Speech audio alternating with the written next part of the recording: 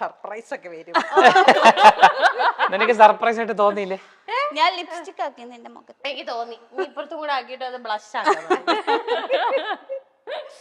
എന്താണ് നിങ്ങൾ പറയൂ, നിങ്ങളുടെ ഫ്രണ്ട്ഷിപ്പ് എവിടെ തുടങ്ങി? ഫ്രണ്ട്ഷിപ്പ് അല്ല, ഇത് ഫാമിലിയാണ്. എനിക്ക് അത്രേ പറയാനുള്ളൂ. ഇത് എന്റെ ഫാമിലി. ഓഫ് കോഴ്സ് ഇത് ഫാമിലി. ഇവര് ഫാമിലിയാണ്. എവിടുന്ന് എങ്ങനെ കിട്ടിയതാണ് ഈ ഫാമിലി മെമ്പേഴ്സിനെ? നല്ല ചോദ്യം. ഇത് കിട്ടിയത് ആദ്യം പറയാം.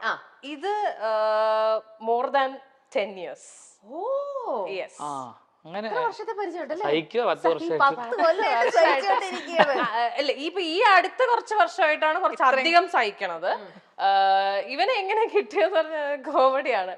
ആക്ച്വലി എന്റെ സ്കൂൾ ഫ്രണ്ടാണ് ഇവന്റെ എക്സ് വൈഫ്. ഓക്കെ. ശരിക്കും അങ്ങനെയാണ് ഞങ്ങൾ പരിചയം.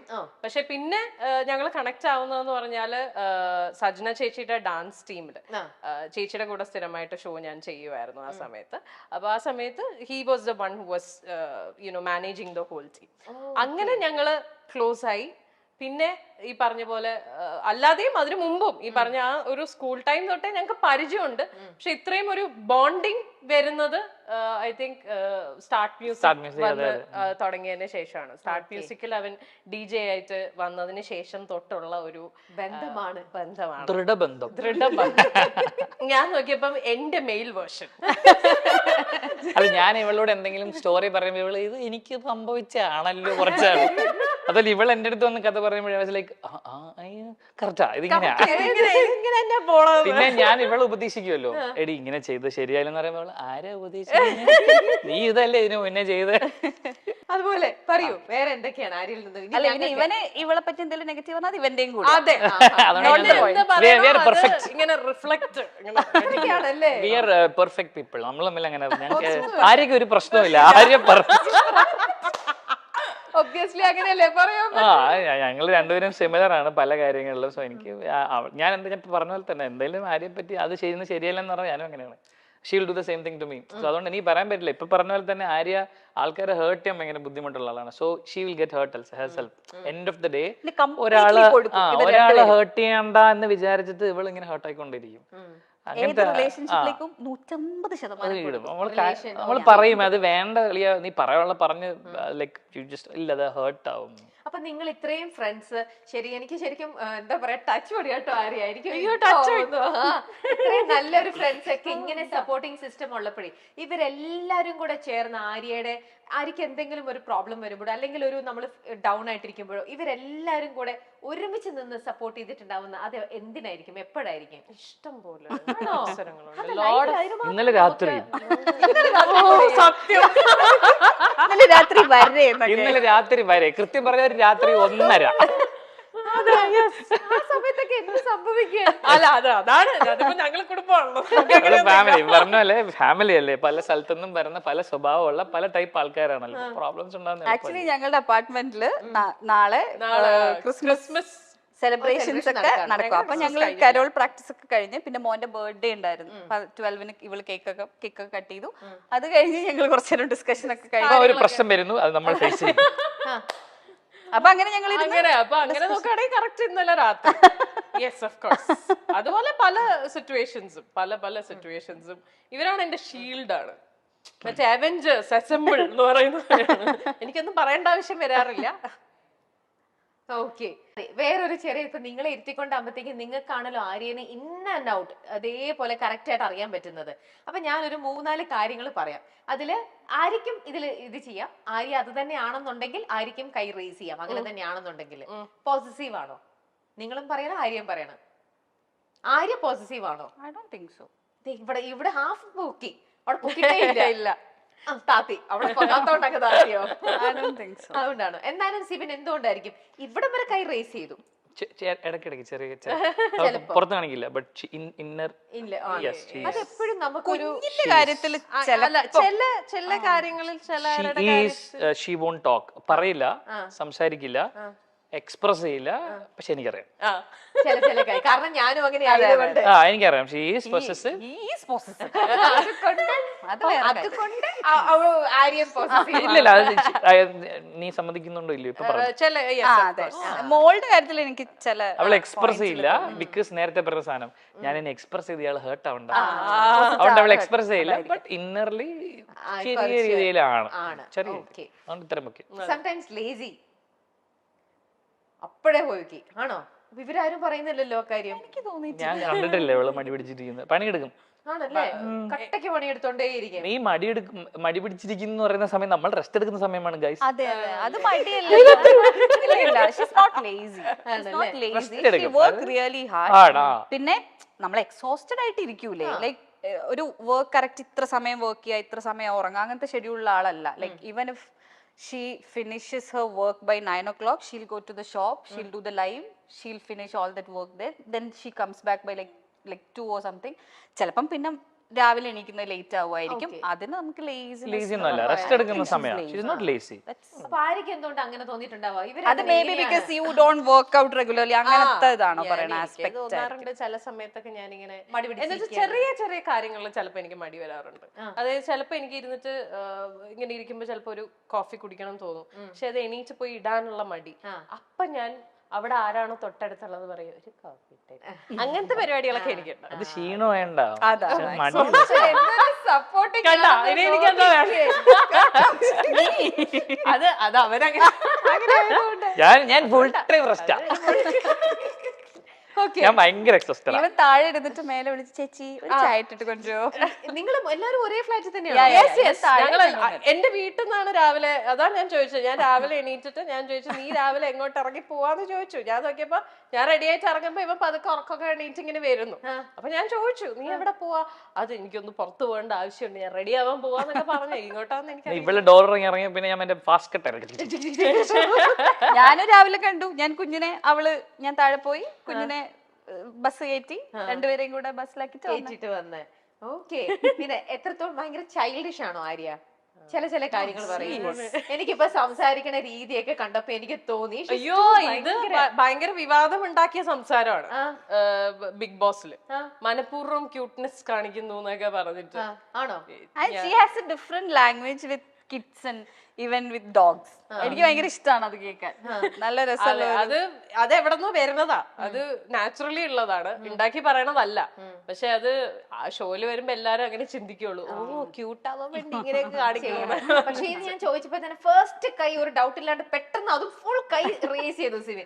അതെന്താ അങ്ങനെ തോന്നിയത്? അല്ല അങ്ങനെയാണ് ചില സമയത്ത് ബിഹേവിയറും സംസാരവും പിണങ്ങിയിരിക്കുന്നത് കാണുമ്പോൾ. അപ്പൊ ചില സമയത്ത് നമുക്ക് അല്ല കുട്ടിക്കളി നമുക്ക് ഒരു പരിധി വരെ നല്ലതാണ്, നമുക്കത് ക്യൂട്ട് ആയിട്ട് തോന്നും. പക്ഷെ അറ്റ് ടൈംസ് ചില സിറ്റുവേഷനിൽ കുട്ടിയായിട്ട് ആ ഒരു കുട്ടിക്കളി അല്ലെങ്കിൽ ആ ഒരു ചൈൽഡിഷ് അപ്രോച്ചിൽ പോയി കഴിഞ്ഞാൽ നമുക്ക് ചില കാര്യങ്ങളിൽ അത് സെറ്റ് ആവൂല. അപ്പൊ നിങ്ങൾക്ക് അങ്ങനെ തോന്നിയിട്ടുണ്ട് നീ ഇതുപോലെ ഇത്ര ചൈൽഡിഷ് ആയിട്ട് ഇല്ല അങ്ങനെയല്ലല്ലോ. Never never never.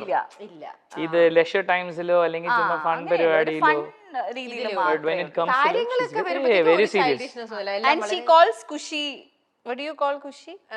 എന്താ വിളിക്കണ കുഷീനെ? കുഷീനെ വിളിക്കണ ഞാൻ വിളിക്കാറില്ല ഇടക്ക്. അമ്പുടു കുശുമ്പുടു അങ്ങനെ വിളിക്കും. അതാരെ കുഷിയാരാ? മോള് കുശിന്റെ മോളാ. ഓക്കേ. ഇവിടെ കുഷും കൊടുക്കും. അപ്പം ഞാനും തൂക്കി.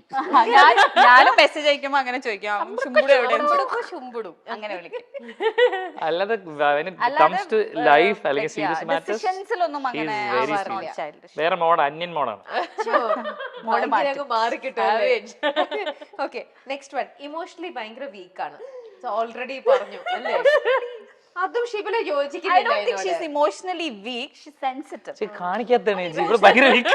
No, she's not emotionally weak. I don't agree. ഇവിടെ ചുമ്മാ ബിൽഡപ്പ് പിടിക്കുന്നത് ഭയങ്കര വീക്കാണ്. She's not emotionally. നമ്മൾ കഥ അടയ്ക്കുന്ന ഒരു സെൻസ് മറ്റേ ഇപ്പൊ എന്തെങ്കിലും ഒരു incident I am very strong എന്ന് പറഞ്ഞ കഥ അടച്ച്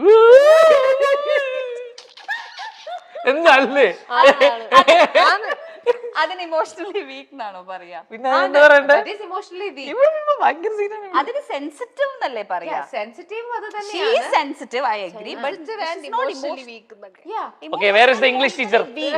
അല്ല English teacher നെ വിളിക്കും. ആണത് ഇമോഷണലി വീക്ക് ആവുന്നോണ്ടാണ് പിള്ളേരെ ട്യൂഷൻ പഠിപ്പിക്കുന്നോണ്ട് ഈ രണ്ട് ഭയങ്കര ഇംഗ്ലീഷിൽ ഇപ്പൊ She is sensitive, but I don't think she's emotionally. Emotionally week ആണ്, പുറത്ത് കാണിക്കാതെ. She is week actually, and that's the reason why ഈ പറഞ്ഞ ഈ കുറച്ച് പ്രശ്നങ്ങളൊക്കെ ലൈഫിൽ ഉണ്ടായതിന്റെ റീസണും ഇമോഷണലി വീക്ക് ആയതുകൊണ്ടാണ്. അത് യൂട്ടിലൈസ് ചെയ്യപ്പെടുന്നു. ആക്ച്വലി ഞാൻ രമേശ് ഞാൻ തുടക്കത്തിൽ പറഞ്ഞു ഞാൻ 2 എക്സ്ട്രീമാണ്. ഞാൻ ഇമോഷണലി സ്ട്രോങ്ങുമാണ് വീക്കുമാണ്. സ്ട്രോങ് ആണെങ്കിൽ ഞാൻ അപ്പുറത്തെ ബോൾഡാണ്, വീക്ക് ആണെങ്കിൽ ഞാൻ ഭയങ്കര weak ആ. എല്ലാ എക്സ്ട്രീംസും. എനിക്ക് അവിടെ യൂഷ്വലി ഉണ്ടായിരുന്ന ഒരു ഡൗൺഫോൾ പൊങ്ങി വന്നിട്ടുള്ളത് ഞാൻ കേട്ടിട്ടുണ്ട്, ഞാൻ ഒരു പരിധിവരെ കാണുന്നുണ്ട്. അത് വെച്ച് എനിക്ക് I don't think she's emotionally week, she's sensitive. ആ സെൻസിറ്റിവിറ്റി കാരണം ചില കാര്യങ്ങൾ തെറ്റാന്ന് അറിഞ്ഞിട്ടും ചിലപ്പം ചെയ്തിട്ടുണ്ടാവും. ചില കാര്യങ്ങൾ ഇത് ശരിയാണ് പക്ഷെ ഇതിപ്പോ ഞാൻ ചെയ്യണ്ടെന്ന് വിചാരിക്കുന്നുണ്ടാവും, അല്ലെങ്കിൽ അങ്ങനത്തെ ഡിസിഷൻസ് എടുത്തിട്ടുണ്ടാവാം. But I don't think she's weak ആണെങ്കിൽ I don't think she'll be sitting here right. Okay okay good. Next one, over caring. എല്ലാരും അങ്ങോട്ടും ഇങ്ങോട്ടും നോക്കുന്നുണ്ട്. ആണോ? ആ, അതായത് കെയറിംഗ് ആണ്, പക്ഷെ അതെങ്ങനെ ഓവർ കെയറിംഗ് ആവണമെന്ന് വെച്ചാല് എല്ലാവരെയും അവളിങ്ങനെ എല്ലാവർക്കും എല്ലാം ഇങ്ങനെ പ്രൊവൈഡ് ചെയ്ത് നിൽക്കും. ആസ് എൻ ഫാമിലിയിലാണെങ്കിലും വീട്ടിലാണെങ്കിലും പിന്നെ ഷീസ് ദ പ്രൊവൈഡർ. ഞാൻ പൊക്കി ഇപ്പോഴാണ് ശരിക്കും ഒന്ന് ആലോചിച്ച് നോക്കിയത്. മനസ്സിലായി. ഇങ്ങനെ പ്രൊവൈഡർ ആയിട്ട് നിൽക്കുമ്പോൾ എന്താ സംഭവിക്കാന്ന് വെച്ചാൽ അവര് പണിയെടുക്കില്ല. നമ്മൾ will have to be a provider for lifetime അല്ലേ? നമ്മൾ കൊടുത്തോണ്ടിരുന്ന നമ്മൾ കൊടുത്തോണ്ടേ. അതാണ് over caring. In that terms എങ്ങനെ സാധിക്കുന്നു? ഭയങ്കര ഇന്റലക്ച്വൽ ആയിട്ടുള്ള സൈക്കോളജിസ്റ്റ് ആണ്. ഞാൻ മറന്നുപോയി. കൂടെ ഉള്ളതിലെ കുറച്ച് ഇന്റലക്ച്വൽ ആയിട്ടുള്ള സൈക്കോളജിസ്റ്റ് ആണോ? അതിന്റെ കുഴപ്പമാണ്, ഭയങ്കര ബുദ്ധിയാണ്. മുടിയെ കൂടുതലൊന്നും പറയാം. അല്ല, അപ്പൊ സിബിൻ എന്തുകൊണ്ട് ആദ്യം ഒരു ഡൗട്ട്ഫുള്ളിൽ നിന്നു, പിന്നെയാണ് അല്ല ചേച്ചി സൈക്കോളജിസ്റ്റ് എന്നെ ഉണർത്തി എന്തൊക്കെ കാര്യങ്ങൾ പറയണം. അല്ല എന്താ വെച്ചാൽ റീസൺ ഞാൻ ഇപ്പൊ പറഞ്ഞ ചേച്ചി പറഞ്ഞ റീസൺ നമ്മൾ പ്രൊവൈഡർ ആണ്. അപ്പം ചില കാര്യങ്ങൾ നമുക്കൊരു 10 വയസ്സ് വരെ അല്ലെങ്കിൽ ഒരു കുട്ടീനെ നമുക്കൊരു 18 വയസ്സ് വരെയൊക്കെ നമുക്ക് നോക്കാം. അത് കഴിഞ്ഞ് കഴിഞ്ഞാൽ നമ്മൾ പിന്നെ അവരെ നോക്കിക്കൊണ്ടിരുന്ന നമ്മൾ ആക്ച്വലി അവരെ ദ്രോഹിക്കുന്നതിന് തുല്യമാണ്. അവർ ഇൻഡിപെൻഡന്റ് ആവണ്ടേ അല്ലെ? എല്ലാവരും ഇൻഡിപെൻഡന്റ് ആവണം ലൈഫിൽ. അപ്പൊ അതിന് നമ്മൾ ഒരു സ്പേസ് കൊടുക്കണം. നമ്മള് നീ പട്ടിണി കിടന്നവൻ പഠിക്കട്ടെ അങ്ങനെ ചെയ്യില്ല. പക്ഷേ ഒരു കാര്യം പോയിന്റ് ഔട്ട് ചെയ്തിട്ട് മാറിയ ചേഞ്ച് പോയിന്റ് ഔട്ട് ചെയ്തു. ഞാൻ പറഞ്ഞല്ലോ ഇന്നലെ രാത്രി 1:30 സംസാരിച്ച വിഷയം ഇതായിരുന്നു. മാറും ദൈവത്തിന്. എന്തുകൊണ്ട് ഇവരൊക്കെ ഇത്രയും സപ്പോർട്ടിംഗ് സിസ്റ്റം ഇവരൊക്കെ വളരെ ട്രൂ ആയിട്ടാണ് പറയണത്. അപ്പൊ നമ്മൾ കോൺഷ്യസ് ഒരു എഫേർട്ട് എടുക്കണ്ടേ? കോൺഷ്യസ് എഫേർട്ട് എടുക്കാൻ എന്റെ മനസ്സ് ഇനി എടുക്കണോ? കാലല്ലി പിടിക്കും.